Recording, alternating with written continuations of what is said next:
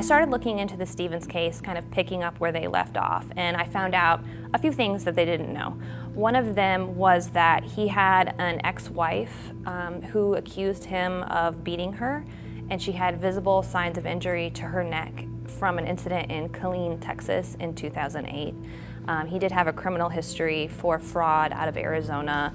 There were some minor incidents, a few family domestic incidents, a fight with his brother. I found petitions for protective orders filed by one of his ex-girlfriends the same month that Sandra Stevens died, and those corresponded with the Snapchat messages that the family had collected and put in their own binder. I have plenty of help on the way. They've been on the way for a while now. There's one right down the road, honey, but I'm going to stay on the phone with you, okay? One thing I discovered after I listened to the 911 calls is that in the Sandra Stevens case, he told the 911 dispatcher two things. First, he said that he had dated another woman named Holly Schustrom who had killed herself the same way in 2011, and he was very upfront about that with the dispatcher. He also told police the same thing. I discovered that while this earlier death should have prompted police to just look more closely, possibly run more tests, just do more investigation, look into the earlier case, these things actually did not happen. They did not ask him more questions at that scene or after, as far as I know, about Holly Schustrom and how she died. Actually, police seem to consider it really irrelevant to the Sandra Stevens case, which is interesting because that was not what my experts said.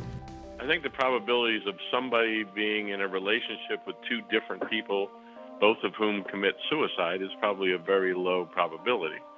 Although in the case, the discussions that I saw via the calls to the dispatch center, in both cases, the women who were the victims of the suicides were described as either having drug or emotional problems, and those things do contribute to suicide. But I would still think that the likelihood of one person knowing two people who ultimately took their lives, intimately knowing those people, would be a low probability. So had police looked at Holly Schustrom's autopsy report, they would have noted that the type of wound on her head indicated that the gun was about a foot away from her when she died, which is unusual in a suicide. It's more of a theory than it is a fact, but in most suicides, that gunshot suicide, you see a contact, or what's called a hard contact. It's where the muzzle of a gun is pressed against the skin by the person shooting.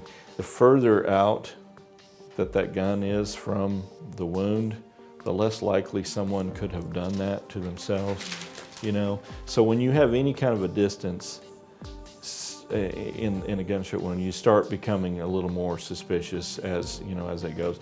It's not to say it's impossible that happened like that. Another thing that bothered one of my experts, who's an expert in the field of forensics, was that the medical examiner's office was never informed about the earlier death. Medical examiners, in making their determination in cause and manner of death, need a really full picture of all the background, whether there was domestic situation or an earlier death would have been relevant to a medical examiner. That would be very important because, again, without the circumstantial evidence, and it is just that at the moment from what I've seen, the circumstantial evidence is that you have two people in a relationship in two different events, in two different times, where one of those people takes their own life. In the meeting to me, police emphasized the lack of physical abuse between Sandra and her boyfriend. A domestic violence expert I spoke with noted that police are not trained to recognize non-physical signs of domestic abuse. They don't have a good mechanism for patrolling them. Police learn that if they need to be able to take a picture in order to have a crime. And therefore, it's not just the absence of violence, but the absence of injury, even where there is violence. There's a fundamental misunderstanding of abuse. In the vast majority of abuse cases where there is violence, violence tends to be mostly low level. often the significance of the violence derives from its frequency, but often, and most often, there's no injury. 95% of all domestic violence doesn't cause injury. The domestic violence expert also told me that the fact Sandra Stevens had planned to leave her boyfriend, coupled with the fact he had been stalking her, made it an extremely dangerous time. The first and most important, it turns out, is the level of control in the relationship. The second most important predictor of homicide is either a recent separation or a threat of separation. When I met with police, I told them some information that they didn't have, and they also shared with me witness statements that gave me a fuller picture of what happened the night Sandra Stevens died. And in conclusion, they said that they are conducting more interviews in the Sandra Stevens case. Upon the initial review of both these cases, we haven't found anything that would lead us to believe that they were murders, but they're still being reviewed. I want to see if he'll talk to us and he'll give us his side of the story. And so I've never contacted him before, and I'm about to walk up to the door and see if he's home.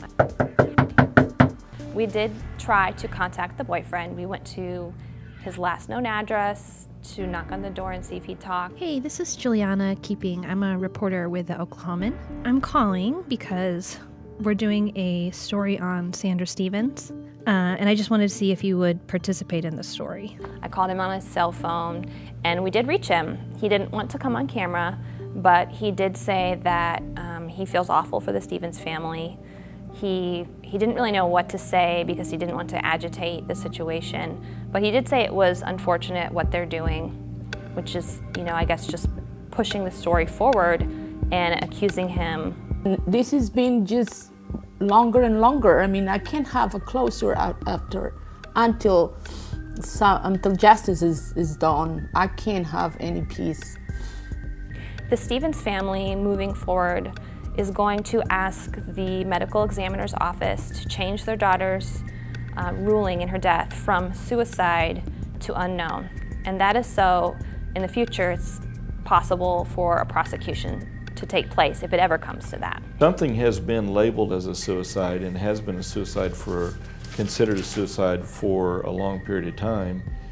If you take it to the prosecutive level, to where you're trying to actually bring someone to justice for that, that has a built-in defense that's going to be hard to overcome no matter what. I'm never gonna give up. Never. Never. I mean, I can't.